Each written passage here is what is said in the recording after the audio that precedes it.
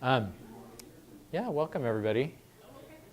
So let's take a moment and pray, shall we? In the name of the Father, the Son, and the Holy Spirit. Amen.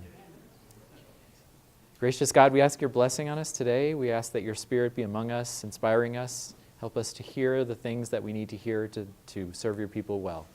We ask this as we ask all things through Christ our Lord. Amen. Years ago, when I first graduated from college, I worked for a year at an evangelical Christian college, and I learned how to pray like on demand there. You know, like evangelicals can pray on demand. You know, Catholics, somebody asks us to pray, and we're like, oh! Yeah, exactly. Yeah. Bless us, O Lord, in these thy gifts. So welcome, everybody. My name is Brett Hoover. I am your speaker for today. I'm a professor of pastoral theology at Loyola Marymount University in Los Angeles, Jesuit University down there. And I also direct our graduate program, which is mainly lay folks who are already working in ministry in some way, who want to get their master's. So, yeah. So, and today we're going to talk about pastoral discernment and forming leaders in the spirit of Amoris Laetitia. Sound good? Okay. All right. So, one of the reasons, as someone who sees himself as a pastoral theologian, one of the things that I think is really important is the way we work out our pastoral challenges or problems. Because I think, especially in this very pragmatic country, we have this tendency to want to fix things, right? You know, get out our tools and fix things. And what happens, I think, with pastoral problems, like, say, if we look at the pastoral challenge that so many young people choose no religion, or if we look at the pastoral challenge that arrived by church leadership covering up for clergy sex abuse, if we look at things like that, there's always a temptation to try to find a practical fix that will just solve it all. But that usually doesn't work with complex pastoral challenges. Instead, it's almost like we need to make space for the Spirit to be among us and help us with this. And one of the things that I try to do is to try to ask my students to work through a pastoral problem or challenge, to really understand why whatever it is happening, instead of just having a more superficial understanding of it. And also to say, well, what do we mine or find in our Christian tradition that can help us speak to this? And some of you might be, anybody familiar with See Judge Act? Yeah, it's a kind of Catholic action rooted. There's many different pastoral methodologies, but this is one that's quite simple. But it forces us to stop and say, why is this happening first? Then to say, well, what is our tradition saying about it? What should disciples of Jesus be looking at? And then what can we do? So we don't get to what can we do until we've done that other work. And I think you've probably seen this at work sometimes in the sense that, like, for example, I think the issue of younger people choosing no religion is an issue that we often try to solve without really understanding what's going on, right? We like why is that? There's actually a lot of research on why this is happening. We have a rough idea of why it's happening. But oftentimes when we talk about it, we don't approach any of that. On the other issue that I mentioned, the clergy sex abuse, I think sometimes we choose solutions that are not very well connected to what it means to be a Christian disciple. Not that they're bad, but we're not thinking about, well, how would, as disciples of Jesus, how should we address this? We're thinking, we're getting sued. You know, that the lawyers are telling us we have to do this, that the publicity is terrible. We're often thinking about things that don't usually involve as much of this as we probably should be doing, which may be part of the reason why the Pope asked the bishops to go on retreat this week, right, to think about that. So the issue that I would like to ask us to look at today in this way, and you'll see some kind of aspects of this approach, is this question of pastoral leadership. So does everybody here work in some way in leadership in church communities? Or nope? Okay, few, yes, no. And how many people also kind of form or train other people to be leaders? Yeah, okay, yeah. So,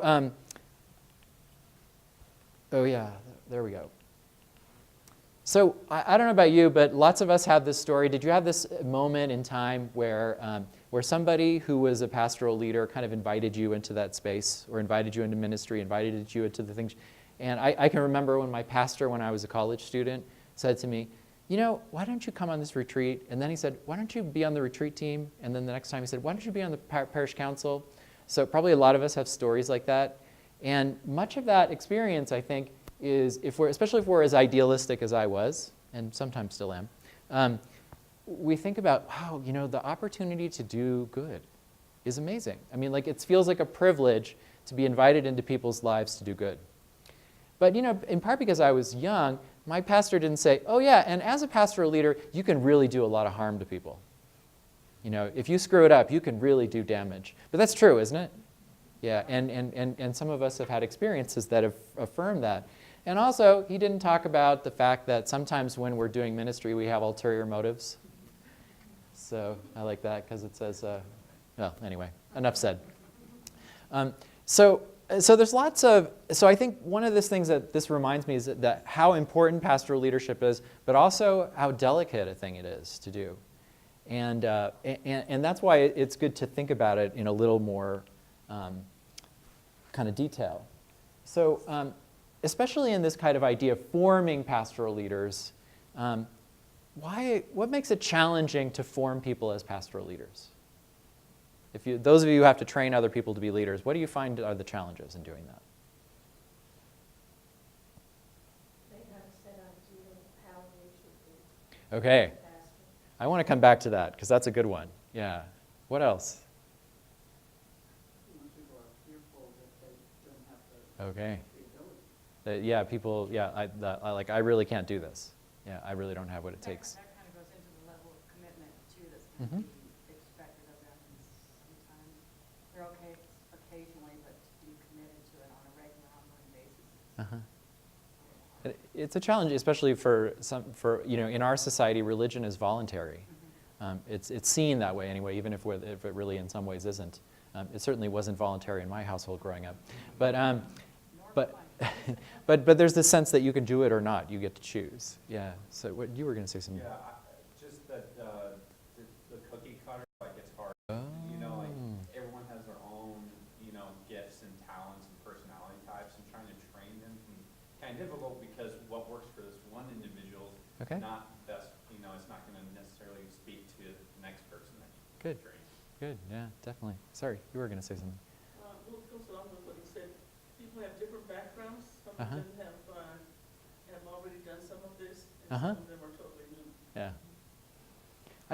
Kind of along those lines, one of the things I was thinking about is, you know, that people don't, it's not like when people come to church, they have no idea about what a leader is and are ready to be fully formed as a blank slate, right? Like we have already learned what we think leadership is, which also may affect like what we were saying about whether people think they have it. You know, they may think of a leader in their mind, well, I'm not like that, so I must not have this, even if they actually do have the kind of charisms and qualities that we're looking for. You know, we learn first about leadership in our families. Yes, I did sarcastically put up a Father's Knows Best picture, but and which could be good or bad, right? Depending on our own family experience. You know, sometimes people grow up in authoritarian families, and you know, where mom or dad's rule is the law. And then they walk into the parish life, and unexpectedly they start acting like authoritarians.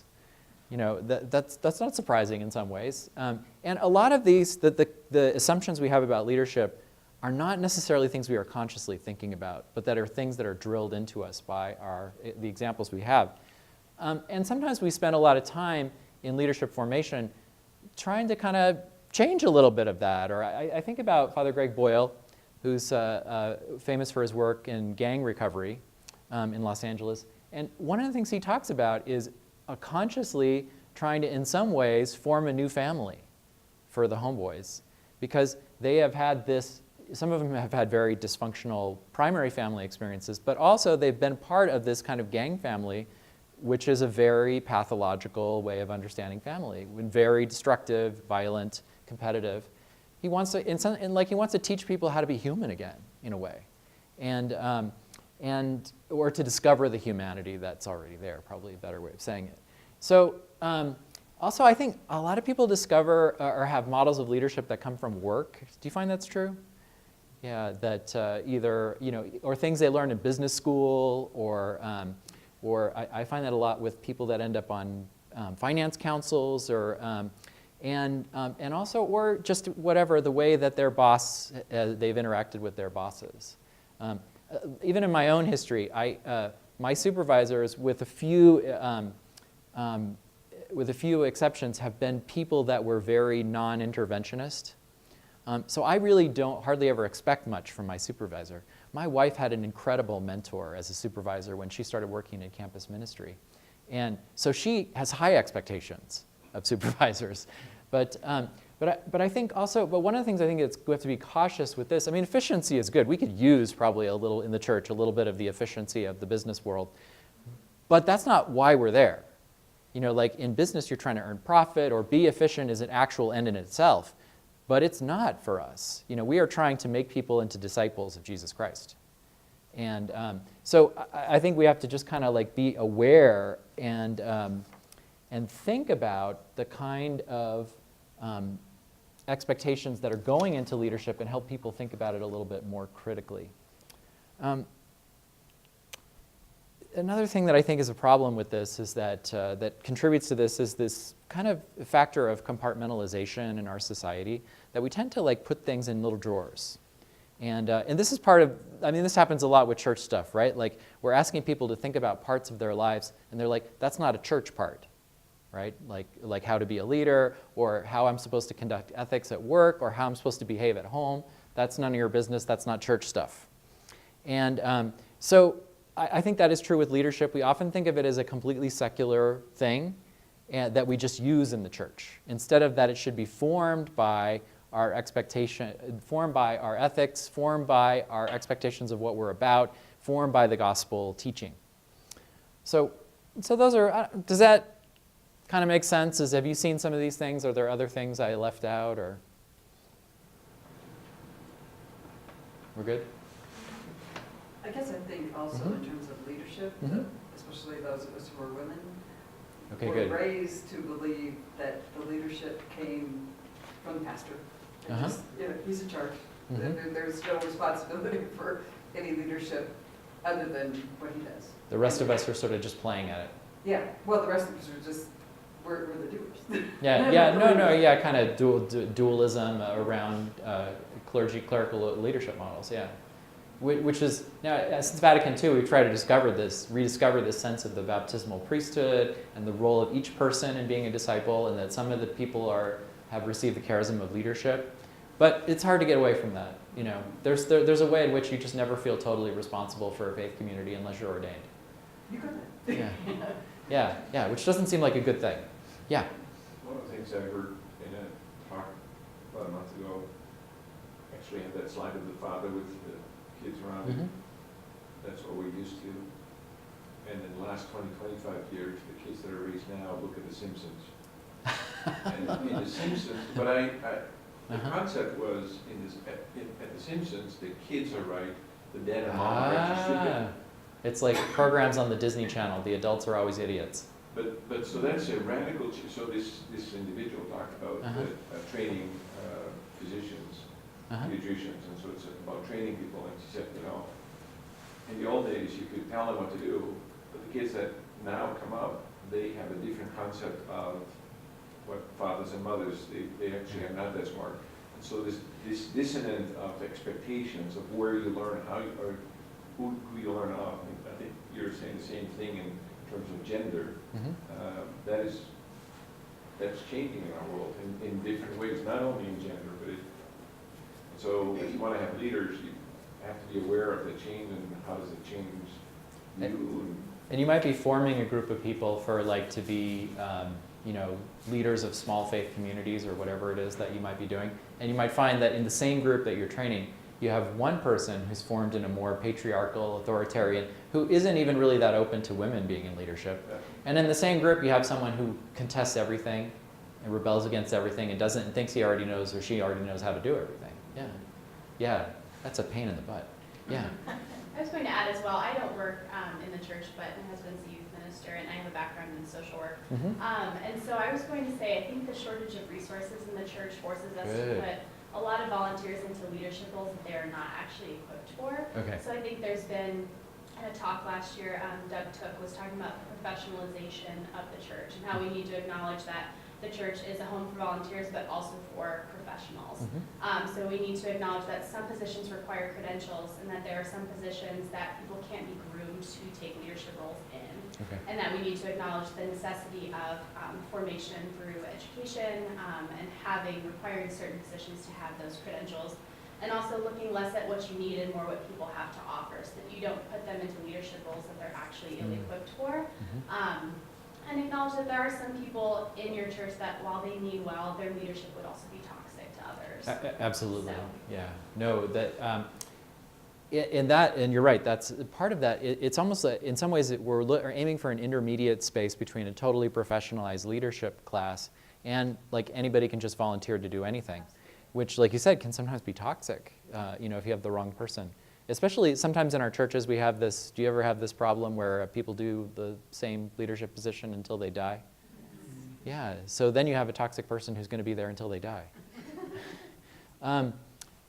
So I want to kind of move to the theological reflection part of it. And as you guessed from the title, I'm going to be making a lot of use of the work of Pope Francis in Amoris Laetitia, his apostolic exhortation. Called The Joy of Love. And it's not about leadership, actually. It's about family life. But there's a lot of great nuggets in there for, am I allowed to use that as a metaphor here? I feel funny in the casino called the nugget. But as you might recall, it was based on the kind of 2-year process, Synod of Bishops in Rome on the family. And had a few controversial moments, as you may recall. But this document, the Pope writes usually a document in response to what he has heard in the context of these synods. So that is Amoris Laetitia.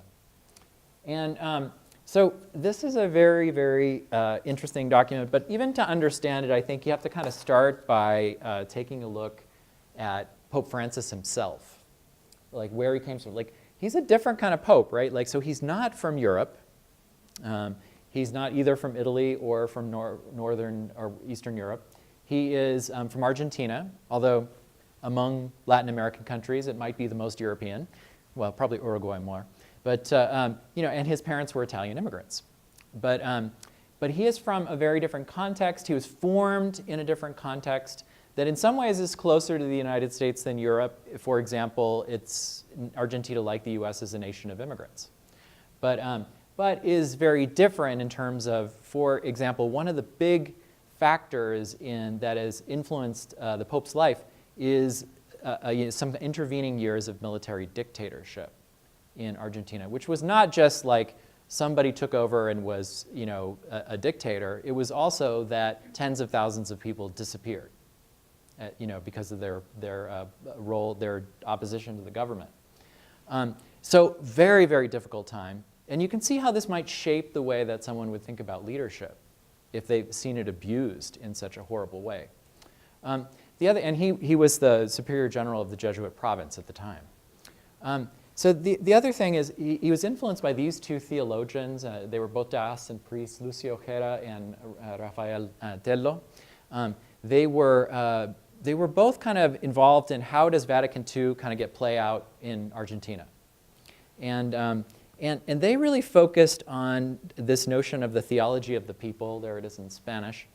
And the theology of the people is, their idea of this is, it's very close to what comes through in Lumen Gentium in the Vatican II documents about the baptismal priesthood, right? That the church is the people of God. It's reflecting on that in a very strong way. That, as I tell my students, when you say church, you mean the Pope and the bishops, I will kill you. Because that's not what the church is. The church is all of us, right? The church is everyone who's baptized. But they take that a step further and say that we have it backwards a lot of times in our hierarchical notions. And I think Pope John Paul and Pope Francis were very keen on saying this, that those who are in leadership are there to serve the people. And if they don't, they need to change their ways. And this goes into a very, very important notion of Pope Francis's, which he calls pastoral conversion, which I'll get into in a second. But there's kind of a suspicion of elites and people up high. There's a kind of constant, and almost a kind of love or even at times romanticization of the kind of everyday people's spirituality, their love of the Virgin of Lujan, that kind of image of Mary, and popular culture. Now, when they say popular culture, they mean like the culture of ordinary poor people. They don't mean like, what are Kim and Kanye up to this week, or who won on American Idol. But the Pope is really big on this notion of pastoral conversion, which he really talked about strongly when he was involved with the Latin American Bishops' Conference at Aparecida in Brazil. This notion that the structures and practices of church leadership always are in need of conversion. We always need to get them better so that they serve the people of God in becoming missionary disciples. For the astute observer, this may sound very familiar to some, and this is part of why it sometimes sounds controversial to some Catholics. Something said by a guy named Martin Luther, that the church is always in need of reformation. So this is very influential on what he says in this apostolic exhortation. What is also important there is the focus on the poor. The Pope and these other theologians had this sense that the poor in some ways have better access to God because they're not distracted by all the materialism and roles and difficulties in society that people who are not poor have. Now that may be a little romanticizing, and I've heard some even liberation theologians say that sometimes the poor need to make an option for the poor, that a lot of poor people are just ready at any moment to make an option for wealth and the rich. So it doesn't mean that you're automatically, but it's kind of more of the sense that when life is difficult, it pushes you towards more trust in God. So anyway, that's where it's coming from. Some of the major themes are kind of interesting in terms of the family as an image of God, the tenderness of God, which is just a beautiful image that he's kind of using all the time in there. And one of the things that he really focused on in this exhortation, this idea that marital love, family, fidelity to somebody else, this is not supposed to be thought of as a burden. It's supposed to be a joy. It's supposed to be something that's cool. But that oftentimes, when we're mired in the challenges of life or the struggles of life, we forget to kind of exhibit that to other people. And one of the things he's really concerned about is for those of us who are married, that we are showing an image of marriage to younger people that is actually attractive to them, that makes them think, yeah, this is a good deal. I could be a better person if I marry somebody, at least if I marry somebody, the right person. And that I could be more loving, more committed, able to give love more freely because of my relationship with my partner. And so that's one of the kind of big pieces in this. The other things kind of come more out of the Pope's experience and also what he heard from the bishops around the issues of people's struggles. And he really wants us to see, on the one hand, people are made in the image and likeness of God, so they don't lose that even when they're behaving like ruffians and heathens, and that people are also frail, wounded, broken. And this is just a part of who we are as human beings. And it is right there kind of in the middle of that he thinks that pastoral leadership should be active.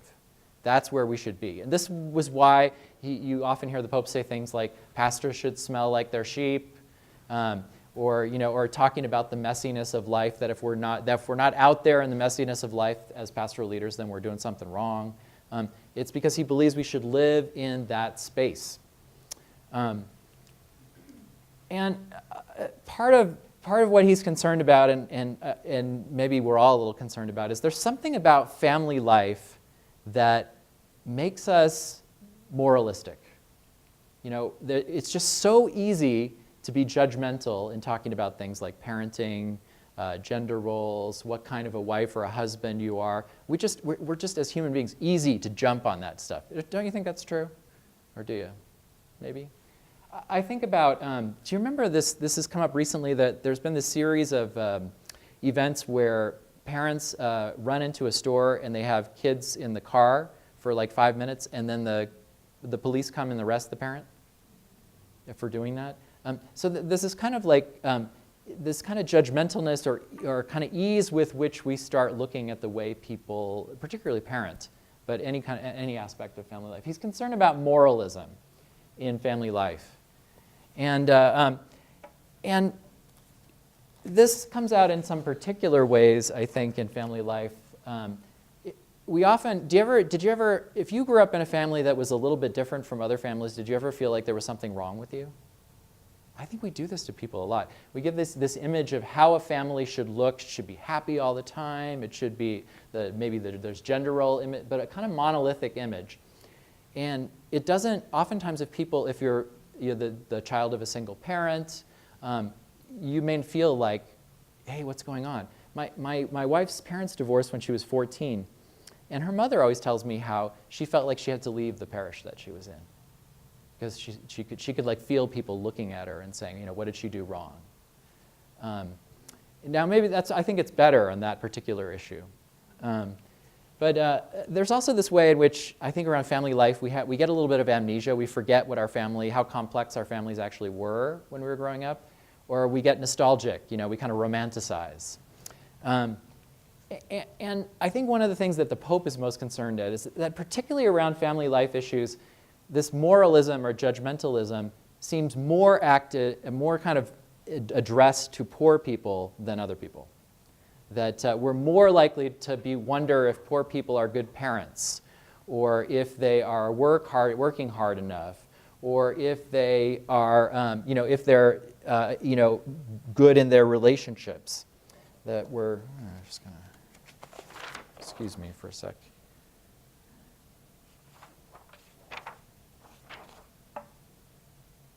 Anyway, and he kind of, because he worked in the slums of Buenos Aires, the Pope he saw a lot of this, like how people kind of blame the poor for being poor. And he also saw how complicated people's lives were. That if you have resources, even maybe not a lot, but enough, if something goes wrong, like let's say somebody in the family gets cancer, you got something to fall back on. If you're poor, you got nothing to fall back on. And and there are more problems if you're poor. You're living with crime in your neighborhood. You're having trouble forming housing. There may not be as many employment opportunities. The hours aren't as stable. So all these things happen. And it reminds me a lot of something that I heard Greg Boyle say once about working with the homeboys, is he said, people are ready to judge them all the time, but they aren't always ready to be kind of in awe at the things they have to carry because of their situation of being poor. And I think the Pope he really wants us to look at that. Now, this is not because he's asking for a little bit, of compassion, empathy, and understanding in that area. It doesn't mean that he's not calling anybody to anything in terms, or that he's not focusing us on ideals that might take us somewhere. One of the biggest pieces of Amoris Laetitia is this kind of idea that marital love is a calling to mission. That by being married, we are creating kind of this school of love, and that love is supposed to overflow into the work that we do, into the people that we know, into the vocations that we have. Now, this is not to say that it isn't difficult or complicated. And there's a few other little things that he says in there, like we should kind of drawing attention to the way in which a lot of times in the middle of divorce, right, it becomes so painful, such betrayal, acrimony, the kids kind of get lost sometimes. He's kind of acknowledging that. So there is a kind of call or exhortation in this. And you might see what he's doing here is kind of trying to achieve a balance between focusing and calling people to ideals, but also acknowledging the complexity of people's lives and how sometimes we don't measure up. He wants pastoral leaders to kind of stand in that space, in that tension, not to try to go one way or the other. It's very easy to kind of focus all the time on the ideals, escape the real world, and demand that people behave like real Christians. But it's also very easy to just forget about the ideals and just, be with people in the moment, but never ask anything of them. And he's saying we need to try to be in the tension between these two things. So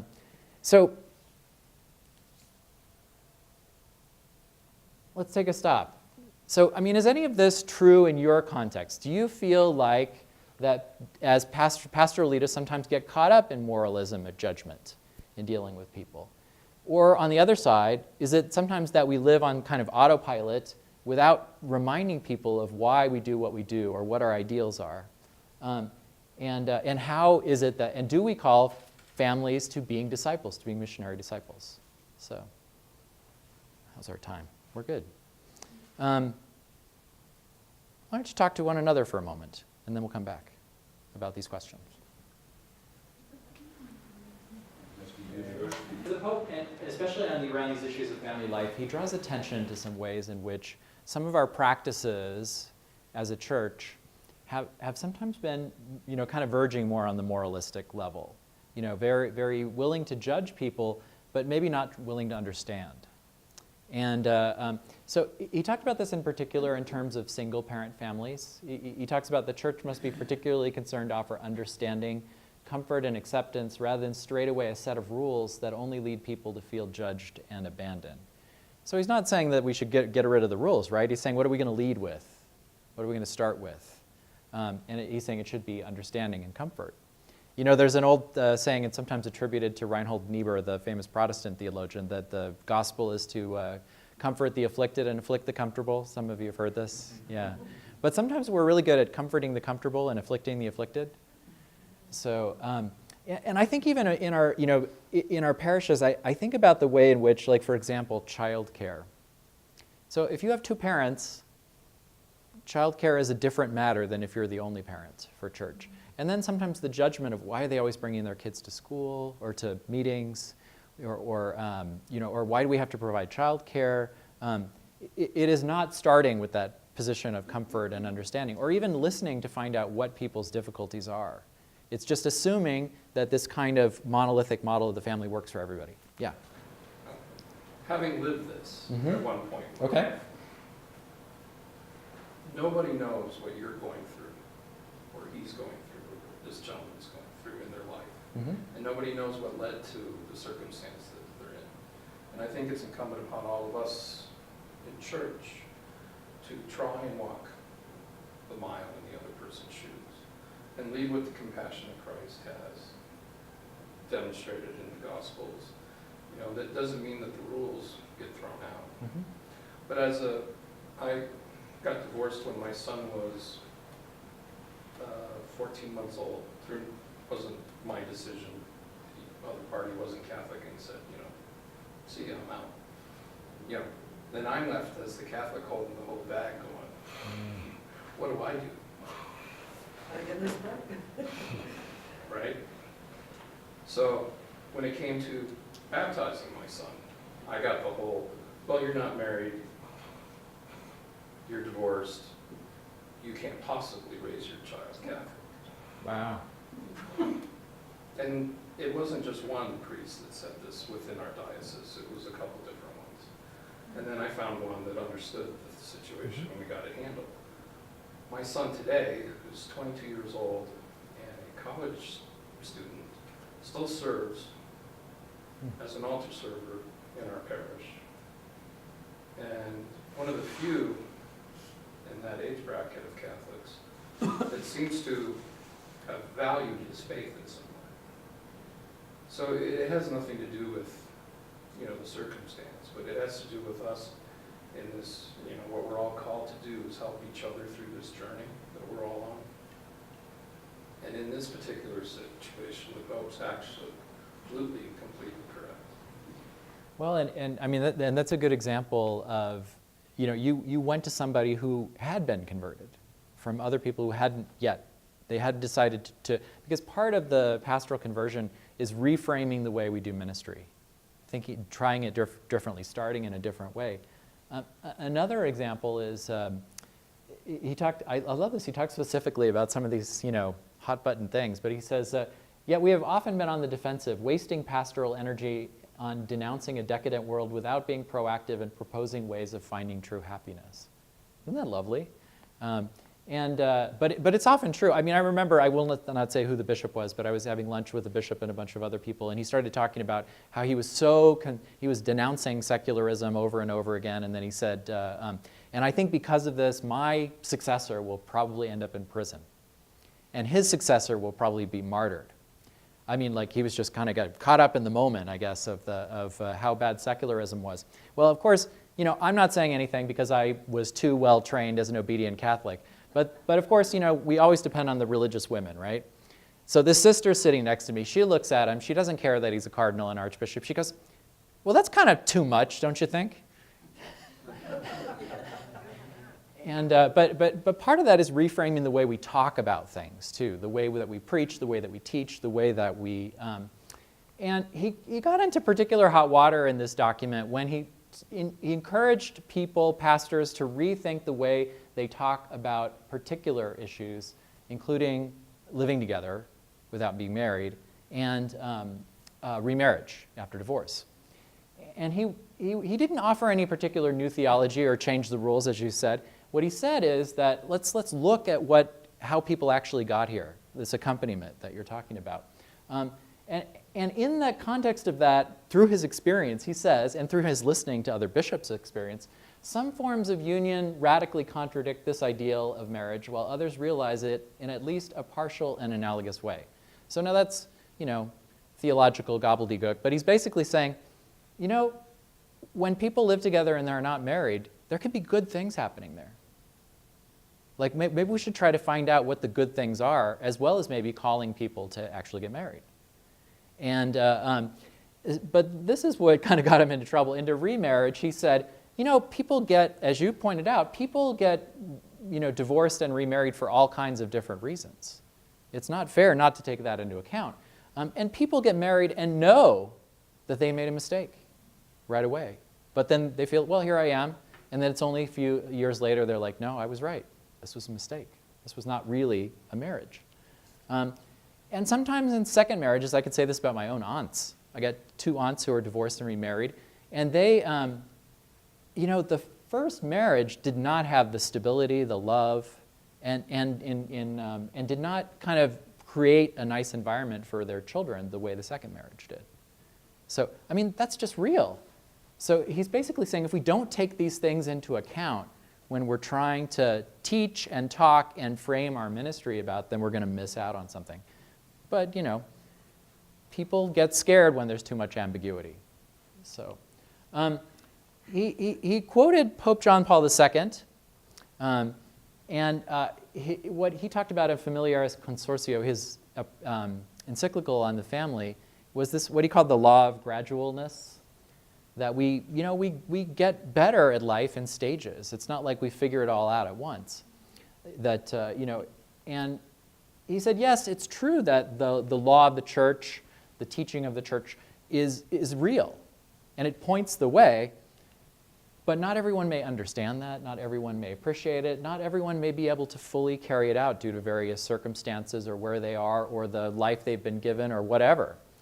And so we take people as a work in progress, including ourselves, right? And and we accept that is going to be a part of, that not everyone is going to get it when you say something. I think about this with my students, because sometimes I get a little pressure.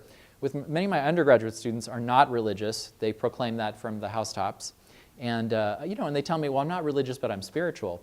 And those of you who work in youth ministry, you're like, you always get told that like it's the first time it's been said in the history of humankind. Like speaking of moralism, like my temptation is like, do you know how many times somebody has said that to me? But of course, that would not be nice of me, would it? No, that's not ministry. It would be better to say, well, tell me about that. Tell me what you mean by that. How did you come to that?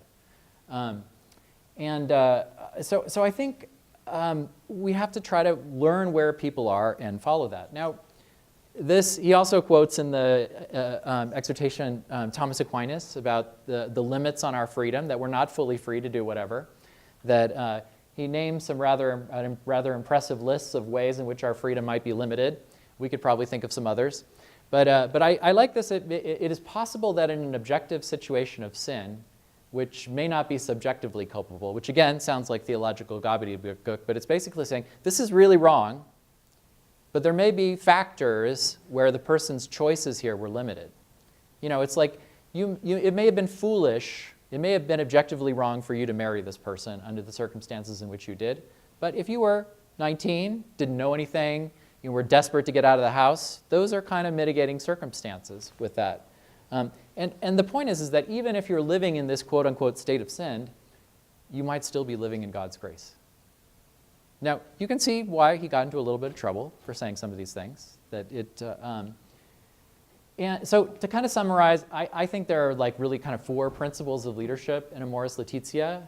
to move from moralism and judgment to inspiring missionary discipleship, to always be willing to change our structures and practices, to care for people knowing that they're a work in progress, and so are we, and to listen and be compassionate with the mitigating circumstances in people's lives. Now, a lot of this is, probably is not new to anybody in this room, but it's nice to hear it from the Pope. But how do we go about this? We already heard people talking about accompaniment. And like accompaniment is a pastoral strategy. Like we start by walking with people and trying to understand where they're coming from, not with laying down the law. And this is I think one of the distinctions that we make in that context, which is also very important, is that I think as Catholics, we often kind of blur the difference between church and God. And this is very, very important because I think this is behind a great deal of the disillusionment that has come around the sex abuse crisis. It's not that Father did something wrong or Bishop didn't prevent Father from doing something wrong. It's that I was told that they were somewhat close to God. Well, it turns out they actually weren't, or at least no more than anybody else. But if we don't help people through that distinction, then they get the wrong idea about how this actually works.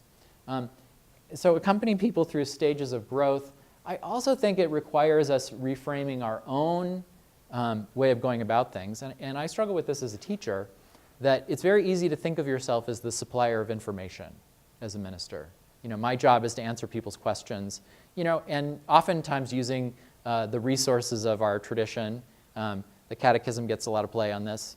But this is not really what our job is. And I think this falls into what you were saying about, who was saying about the priest is the real leader and the rest of us are sort of hanging out. Yeah, I think this feeds into this because I'm not allowed to, advise or listen or struggle with something with you because that's the priest's job. So, so I'm only allowed to give the answers that I've heard. I'm only allowed to tell you what the Catechism says. I'm only allowed to tell you what the curriculum in my teaching religious education says. And that's not accompanying people. Yeah. Something that really struck me this morning at morning prayer is that one of the things they said is women are not allowed to give homilies in the Roman Church. Mm-hmm. Monique gave a homily this morning, but it was titled Reflection, maybe? A reflection. Yeah. Which is going along with what you just said. Only the priest can give a homily. Well, no. There's a lot of very holy people out there that have a lot of good stuff to say. Well, sure, yeah. And if you want to sit around with me around a beer, we can also talk about the way that abbesses heard confessions in the Middle Ages. But yeah. But the other piece that he looks at, which I think is important, is this pastoral discernment. That we're there to accompany people, but if we just accompany, then there's a danger that we'll forget the ideals or we won't call people to anything. We'll just be there for them, which is good, but not enough. And discernment is helping people through the big decisions in their lives that they're trying to make as a consequence of their faith. And one of the things that I think is really important to remember is that, first of all, these are their decisions, not ours. That is really important because if we treat the decisions as like, well, I'm really telling you what you should decide, then people remain passive and obedient children. And we're not trying to raise up obedient children, we're trying to raise up disciples. And so if they can't do it on their own, they're going to be in trouble. And this is, this is also part of the problem with the sex abuse crisis. Why sometimes people didn't speak up. It's not my role to speak up. It's not, that wasn't my place. Somebody else is in charge of that. Instead of, when someone is hurting and I see this, and I'm a Christian, I have to act. And so it's their decision making. We do have these resources as, this is again, the nice kind of language of papal documents, but a source of objective inspiration for the deeply personal process of making decisions. But all he's saying there really is that these are resources, but you still have to make the decision. That we're not just telling people what to do. That people are responding to God in a world of limits, that the small steps we make matter, and that really the question of discernment is always a question of what is this person's best response to God right now? And they have to make that call. We can just listen to them, give them resources, give them ways of thinking about things, maybe sometimes advice, but they're the ones that have to make the call, which leads us to the question of conscience, right? And I did want to say something about this. That phone has actually been ringing all afternoon. I think somebody is transferring that to that phone rather than to somebody at the reception desk. But anyway, so you all know what conscience is, but it's something that's often misunderstood, I think, in Catholic teaching. So here, this is kind of the paradigmatic quote from Gaudium et Spes at Vatican II. Somebody want to read that for me? Yeah. For the humankind has in the heart a law written by God. To obey it is the very dignity of humankind. According to it, each will be judged. Conscience is the most secret core and sanctuary of a person. There one is alone with God, whose voice echoes in the depths. Conscience frequently errs from invincible ignorance without losing its liberty. Okay, so we have to do this. We have to make ethical decisions based on our conscience. This is in the Catechism. A human being must always obey the certain judgment of his conscience or her conscience. If she were deliberately to act against it, she would condemn herself. Yet it can happen that moral conscience remains in ignorance and makes erroneous judgments. We're not perfect. We can make mistakes. But this does not relieve us of the duty of obeying our conscience. But this is a little tricky, especially in an individualist society, where sometimes the word conscience is kind of a substitute for that I get to do what I feel right, always, and you can't tell me. This is not exactly what we mean by conscience. On the other hand, there's also authoritarian interpretations of conscience. That what conscience really is the freedom for you to do what I say, you know, as a teacher. But what we're really looking for is a kind of communitarian interpretation of conscience, which means that, yes, I do have to make these decisions for myself, but I'm always doing it in dialogue with other people. And this is just common sense, right? Most of us, we don't make big decisions without considering our significant others in the world, right? Our families, our spouses. But it's also about, I won't make a decision without thinking about how it impacts the people in my life. That if I did that, just because sometimes people feel, well, I feel called to this. Did anybody else say that you were called to it? That part of, we are positioned in relationship with others.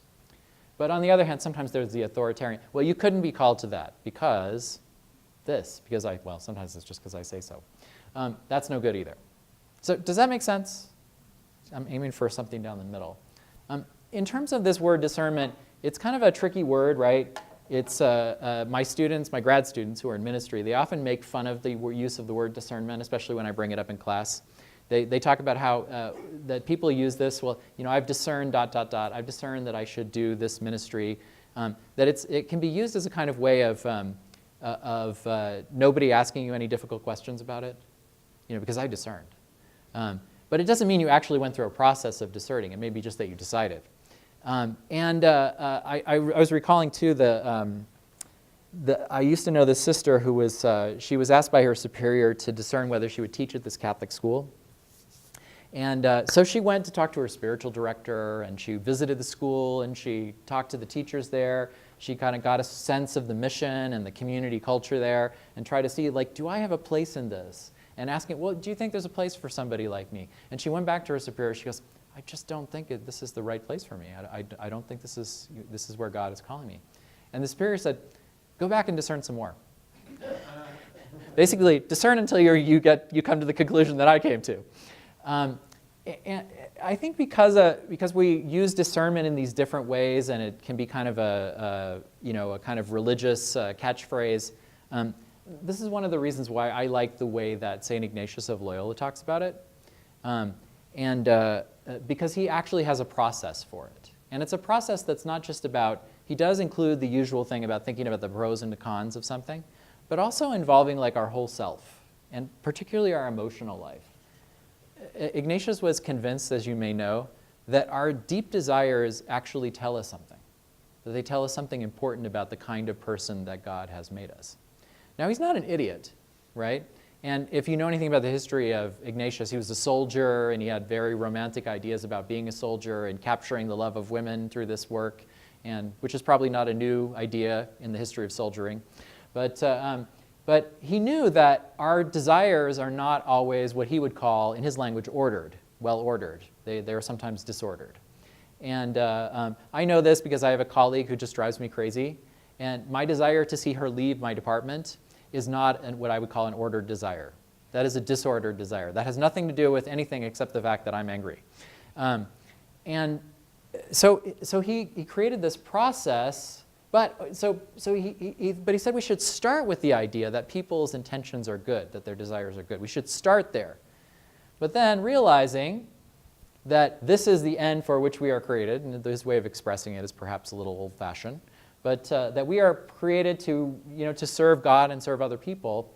Some of our desires might not be in tune with that. So he creates this process of discernment using the imagination. How does this look like it's going to play out for me? Using the feelings, and he's paid particular attention, as you may know, to consolation and desolation. Have you guys done this before? Some of y'all? So his idea was that if you're going the way that God is calling you, and when he said discernment of spirits, remember in the 16th century, he thought demons and angels, like this is real to him. We may be more likely to psychologize it, but he said that if we are consoled when we make a choice, if we feel joy, relief, if we feel closer to God, if we feel kind of more in tune with our lives, more appreciative of other people, then that tells us something. But he said if we feel despairing, hopeless, like something is deeply wrong, like we're moving away from other people and from God, he called that desolation. He said that also tells you something. Now he also thought that if you were in a really, really bad shape, that desolation might be telling you something good. But that's too complicated for right now. But he had these kind of, he really thought we should mine our own emotions but in a procedural way, not just, I feel like doing this, I'll do this. But to really examine our own feelings as well as our thoughts and our relationships with other people, to try to go through a process of figuring out where God is calling us. And what's interesting about the Jesuits is that they use this not only in terms of personal decisions, and I think it's useful for ministers in that we can help people through the decisions they have to make by giving them a process like this. But they also use it communally. I think it can be useful as a way of thinking through things like parish council decisions, or decisions that religious communities have to make to withdraw from a ministry or to enter into it. And in fact, the Jesuits at the University of Central America in San Salvador, they did a whole university-wide process where they discerned what is the purpose of a Catholic university in the contemporary El Salvador, and that was in the late 70s. And they determined that given the high profile of poverty at the time, that the university had to serve the poor.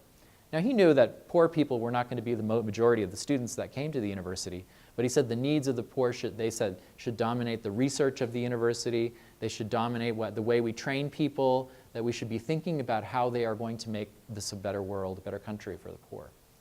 So, I mean, that's an amazing thing. I would be okay if my university just sometimes thought that our service went be a little bit further than bringing students in and preparing them to make money in the world.